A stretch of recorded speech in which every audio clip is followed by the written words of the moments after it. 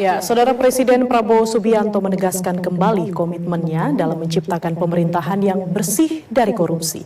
Komitmen mewujudkan pemerintahan yang bersih dilakukan agar pengusaha besar di Indonesia patuh membayar pajak sehingga pendapatan negara dapat meningkat.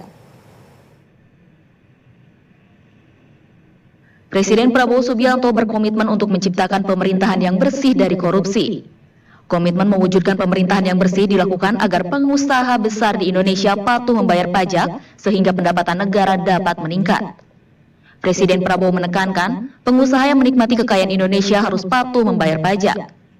Presiden Prabowo menyinggung terkait adanya pihak yang menginginkan para pejabat negara di Indonesia melakukan korupsi.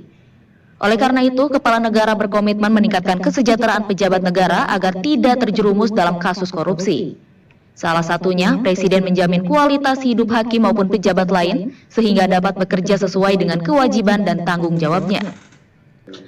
Anggaran pendapatan dan belanja negara (APBN) dan anggaran pendapatan dan belanja daerah atau APBD yang bersumber dari rakyat harus digunakan untuk kepentingan rakyat. Karena itu, Presiden Prabowo meminta para calon kepala daerah yang berkontestasi dalam Pilkada serentak 2024 harus memiliki itikat yang baik dan bersih dari korupsi.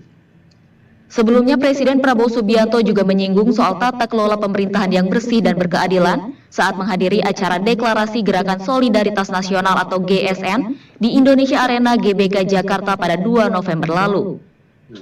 Presiden Prabowo mengajak semua pihak bekerja sama mewujudkan pemerintahan yang bersih.